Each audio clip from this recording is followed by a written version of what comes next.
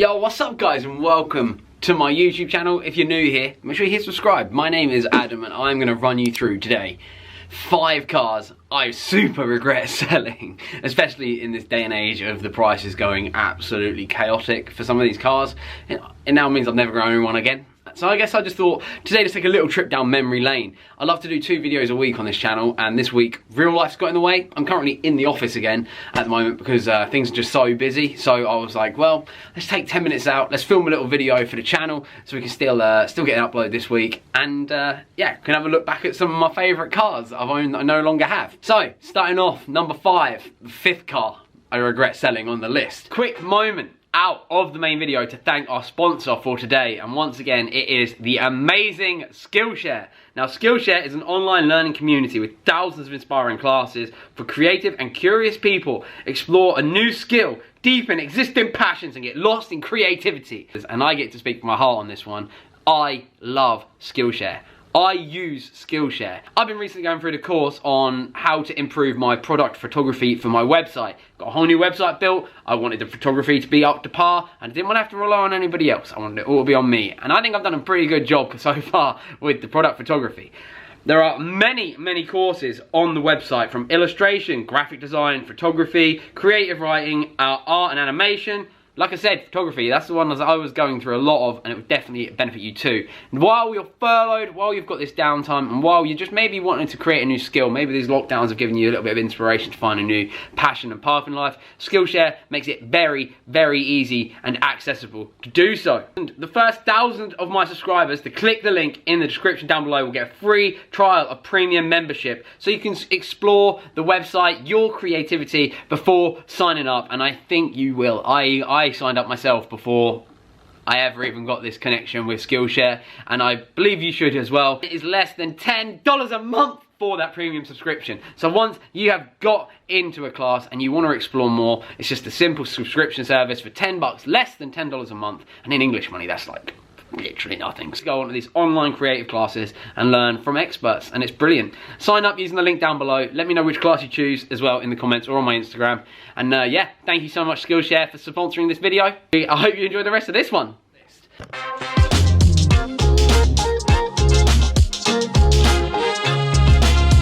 It was my E36 328 Sport that I actually owned a couple of years ago, and I sold to a fellow YouTuber and pal, Bocker. He bought it off me and he still has it now. And I really wish I'd have just kept hold of this one. I think with how they've gone price-wise, they seem to have gone from being a £3,000 car to a £6,000 to £7,000 car in the blink of an eye. I don't know whether that's lockdown, etc., creating that, and just people not having money to, people having money to spend willy-nilly because you can't go on holiday and stuff. But anyway, I regret selling that so much. I loved that car. It was so good, and it was such a, I feel with the E36s, because I still own one now, but I feel with the E36s, they're such a beautiful design, they're such a cool car, and they're so well balanced, they're fast for what they are, they're really fun to skid. So that's number 5 on the list, my E36 328 Sport. It also came with all this wood trim interior and the black leather. Didn't have the roof liner, and but at the end of the day, like, the car was so good, and I used that more than my M3 when I had it. And I think if I'd still kept it now, it would have been vastly different to how I had it, but much cleaner, if that makes sense. That's all I'd have said, all I'd have done. It was a beautiful car, beautiful example of a car, I think. And if you want to check it out, go check out Bocker's channel. He still has it, and I think he's planning on doing stuff with it. So yeah, check that out.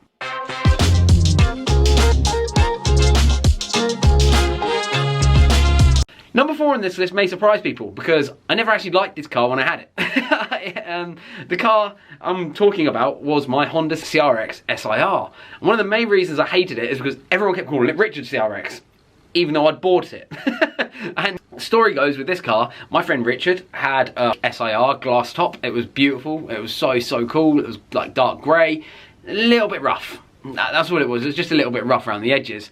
And I had it, I'd put a new engine in it. I bought it basically, so Richard had the car, he then sold it off to the Wistonoffs, my friends up north, and then that car then come back to me. I then bought it off Steve Wistonoff with a replacement engine, and the whole plan was swap it, have it as a channel car. I loved collecting Hondas at the time. I think I had, at that time in my life, I had the EG6, the SIR and a DC5. So I was like loving it. I thought it was so cool. I was like, wow, the SIR is so nice, and it looked so good on my Volk wheels that we fitted on it, and it was just generally like a really cool car to own for a while. But it needed a lot of work, and that was work that I didn't even need. I didn't know at the time it needed doing. I just thought, right, cool, we've got the car sorted. And then someone offered me a swap for an EK9, and I was like, I'm not going to turn that down. I'd love an EK9.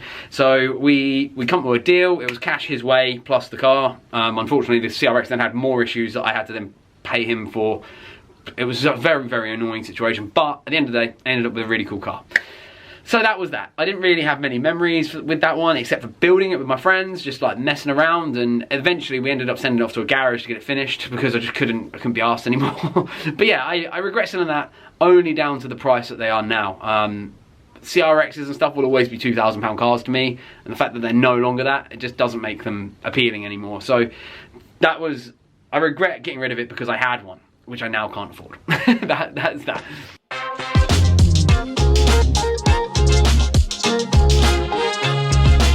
Number 3 on this list is probably the car that I created the best friendship with. Me and that car were like, yeah, we're cool. It's the first car I ever gave a name to as well. And this car takes me way back.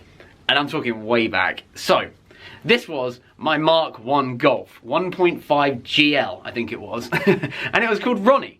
And the only reason I bought this car was back in the day, before Facebook groups, before scene politics and all that. The politics of it all was, if you like Volkswagens, you go to Edition 38.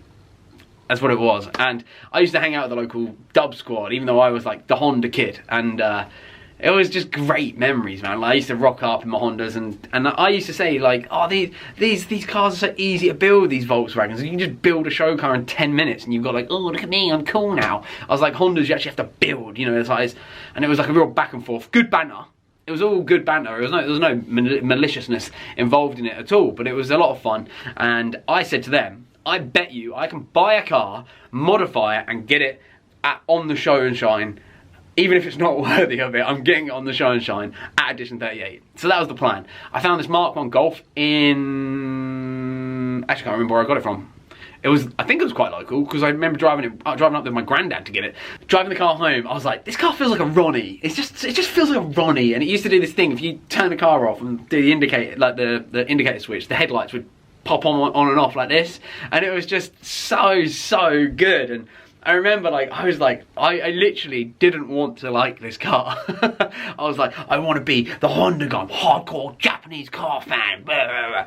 But I bought this Mark 1 Golf, and I fell head over heels in love with it. I was just like, oh my god. I was buying all the little like tacky bits to do like the door trims and changing everything to Porsche stuff, and I was like, oh my god, I actually like this. I bought a roof rack, and I filled the roof rack with bags from the Titanic because I thought it would be funny. So I bought bags that had been recovered from the Titanic off eBay, and I put a guitar on the side of it and a little PG Tips monkey. You know, everyone used to call him Monk. Like, we always used to have one in the cars, and put him out hanging out the side of the guitar. And I drove up to Edition 38 in that, in a big sombrero and a big inflatable sex doll on the side of it. And it was just, man, that car gave me probably some of the best memories I've ever had. Genuinely, when it comes to UK car stuff, that really is one of my best memories. Building that car, meeting some people along the way. Unfortunately, I sold it because at the time I just turned 19, and I did an insurance quote online thinking I could insure a Honda Integra for £1,500. I don't know why I thought that was correct. Sold the car for £1,500 because that's all I needed to insure the Integra, and then found an Integra, paid a deposit on it, went to ring up the insurance, and they were like, oh yeah, so your birthday is 1979? And I was like, ah, there we go, that's why it's £1,500. So I had to end up getting my money back for the deposit. Thankfully the guy let me, and I sold Ronnie, and that's where that story ended, really. And it's really sad, and I really wish I could have kept that car. I loved that car, although the guy that has now got it has had it completely restored, resprayed different colour. It looks amazing, so I'm glad that car ended up in a really good home. And I know the guy that bought it off me as well, so I know the trail of the car. And I guess it's one that I always see Ronnie as my old friend, you know. And the number plate said doggy on it, and that made me laugh.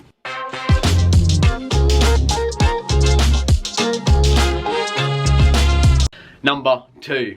Now, I had to think long and hard about this because I loved number 1 and number 2. But this is the cars I regret selling. And I regret selling this the second amount because none of these other cars I ever had down the line ever replaced the feeling that this one gave me.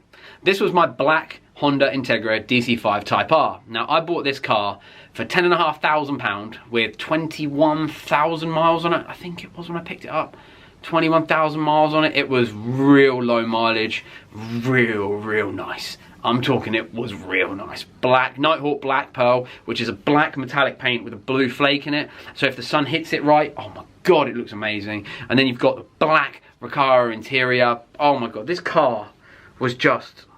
Now, if I could buy it again, I don't even know how much money you'd be paying for a car like this. I mean, 21,000 mile, all original black DC5. That's a £20,000 car right now, surely. Like, with the way these ridiculous prices are going for a 21,000 mile, genuine certified car. I mean, wow, man. And that car I drove a lot. And I raced a lot. And I put a very loud exhaust on it. And someone put a hammer through the windscreen. And I just... Man, that car was my first Type R. And I chased that feeling again with when I sold it. Replaced it with the car I hated. And I was like, fuck, I've made a massive mistake here. Down the line, I was like, I want to get another one. And then I didn't like that one. And I was like, oh, I want to get another one. And that one was much nicer than the middle one. But it still never replicated that feeling. And that, I think that's what I was chasing. That feeling that I had while I had that DC5. And it just never felt the same. And that's why I never ended up keeping them. And why I probably won't buy another DC5 again down the line. Purely because that black one will always be the one that got away. And I don't even think I'd want that one back. Even if I got offered it. Because it's not the same, innit? It's like getting back with an ex-girlfriend. Someone else has been inside it. And you don't, oh, good, ugh, grim.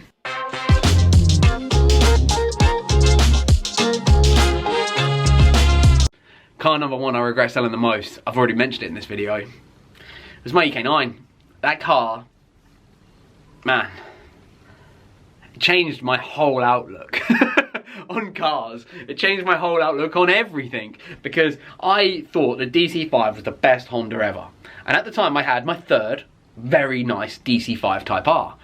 And then I swapped the CRX with some cash his way for this EK9. Rusty, needed a lot of work, but it was okay. You know, it was okay. For what it owed me, it didn't, the work that it needed didn't bother me. And we got a lot of it done, and I never treated the rust because I just couldn't be bothered. I didn't want to send another car off for arch work while my other one was off for arch work. So I was like, I'm just going to enjoy it for a bit. And that car, hands down, the single best front-wheel drive car I've ever owned in my life. I wish I could have it back. I wish I could buy it and keep it forever. And I don't have the money to now. I mean, that car that I sold for £5,500 I sold it for, I think would probably be an £8,000 to £9,000 car now, even in the condition I sold it in.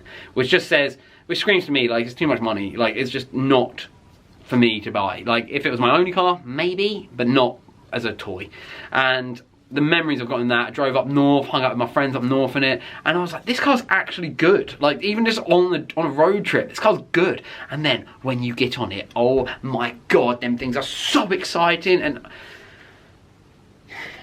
I regret it, and I miss it, and I do miss it. I miss the EK9 the most. That's the one I regret selling the most. Not just because they're so hard to find now, they're so expensive if you can find one now, and I owned one for not very much money, so I got to drive it like it wasn't worth very much money, which means I got the best out of it, and I loved it, and I still love it now.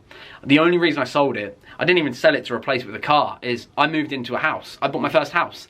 A little bit naive, not gonna lie. I didn't realise stamp duty was so expensive, and what was worth £5,500 when I needed £5,500? The EK9. So the EK9 technically helped put a roof over my head for the first time, got me on the property ladder, which is a very hard thing to do in the UK, so I'm very proud that I managed to, and I'm very proud that every house going forward that I own, I feel like the EK9 is a little bit of that, because, okay, I gave up owning what is now one of my dream cars. It's my favourite Honda. My favourite Honda, below the NSX NA1 Type R, is the EK9 Type R, and that will always reign supreme to me now. And every time I see someone owning an EK9, I'm like, man, I wish that was me. So yeah, that brings us to a close. Let me know what you think to my little list. do you regret it as well? Like, do you wish you could still see some of the cars on the channel? Let me know down below, which one do you wish I'd have kept the most out of all of those?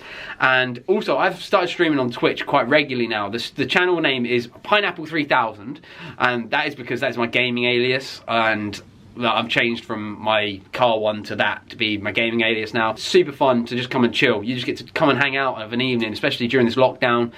I'm lonely, I'm not gonna lie, I'm a single dude, I live on my own with a dog, I can't see any of my friends, I can't go to my fight club, I can't go to the gym, I can't do anything that I enjoy at the minute, so I just thought, you know what, I'm gonna start streaming on Twitch so people can come in on the chat, hang out, have fun. The link is down below. I stream Monday and Thursdays at the minute in the evenings, but I also do random irregular ones as well, so make sure you follow me on there and it'd be amazing. It's all free, I'm not asking for money, I'm just asking for your company during this lockdown because it's killing me. Like, this is the third one is the worst one so far, and this is why I'm making this video. It gives me something to do, gives me something to talk about, and hopefully get some interaction down below. And yeah, I hope you've enjoyed the little stories as well. I'm going to be making a new Storytime for Adam channel, which is linked down below as well. I'm going to make that this week too, and hopefully I can come back with some videos and feature videos very soon as well for you on this channel.